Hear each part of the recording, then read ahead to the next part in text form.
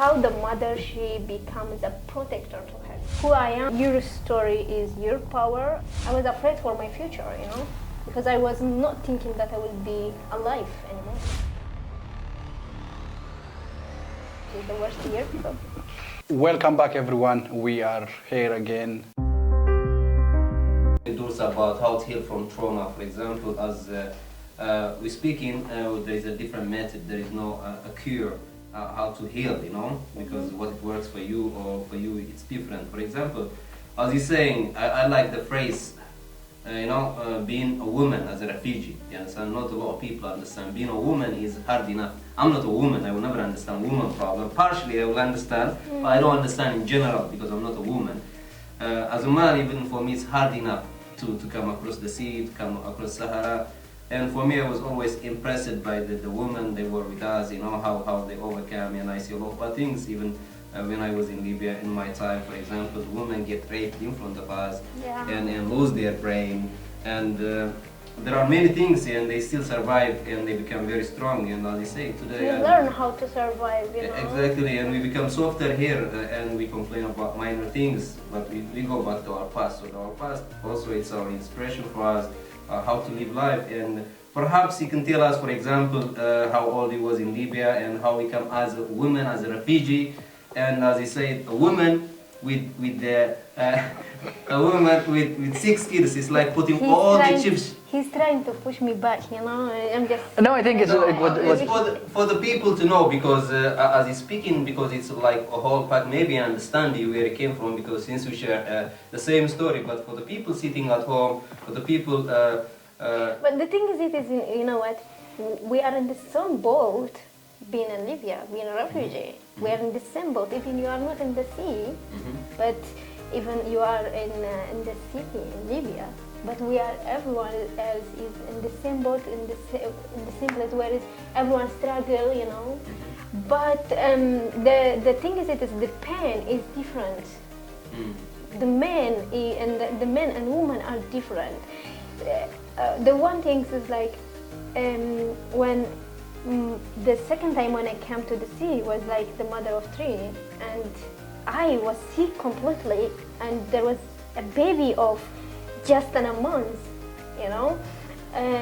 she just threw it on me because, oh no man, I can't still forget about that baby, but now it's so grow boy, and I have never, when I was in Libya in the prison, I used to take care of the kids. I was like a babysitter, First of all, I was young when I arrived there. I was just 16. 16 years old. Yeah. You're a kid forced to be. Exactly. No, the first time was when I ended up in the prison was like the policeman. I have a phone. I have a phone. I was like, I need a charger. I forget where I am. I think that I'm going to the school. When I arrived in prison, I saw around this there is a building and a room and stuff like this. Looks like a school. Okay. I say, I need a charger. You need a charger. You have a phone. It's like, what's up? It's like, oh my God, what I am. He took away. Of course, you took away. It's like, so I was 16. I was I think the smallest one. Yeah. I'm the smallest one from 300 something women. And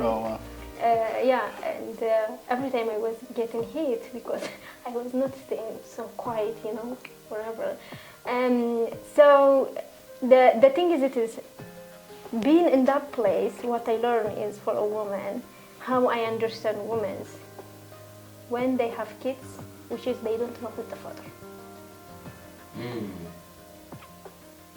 And they don't know when they got pregnant. It's like how your mentality, you are already in the bad place and you are already dark place, but there is something is coming up.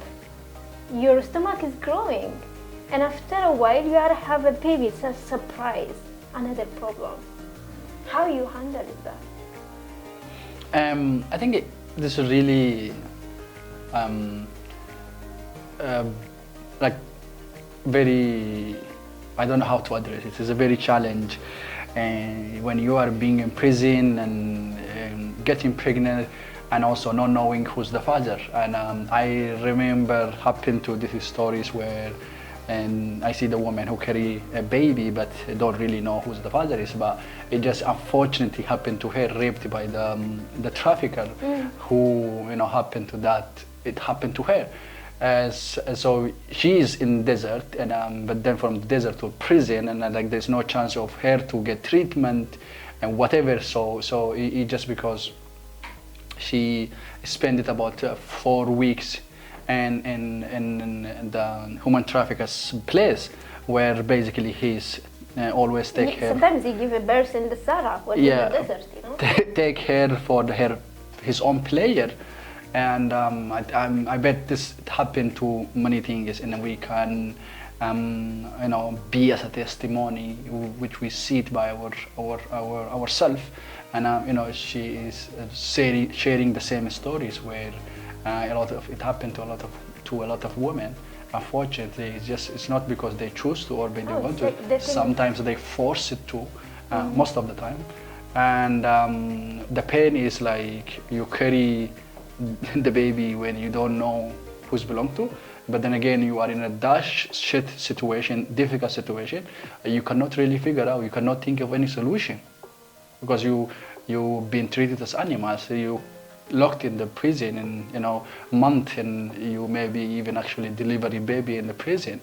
So that stuff is like a very worse situation, and we cannot really take it granted. And also, as Camila is saying, the past, it will be our best school to learn from it and to be inspired, and also to stay motivated to change our day and how we think and how we want to do for tomorrow.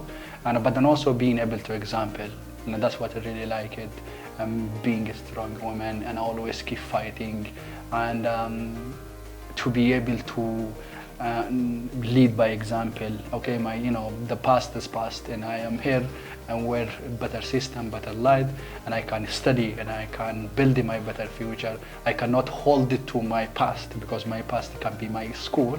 I learned from it, I've gone through it, and that's why I say, in whatever situation that you face, thank God you moved on, you crossed.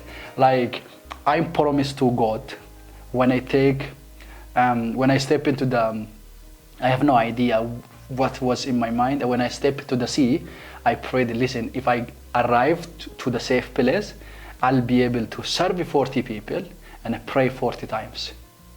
And as soon as I landed, I did it, the pray.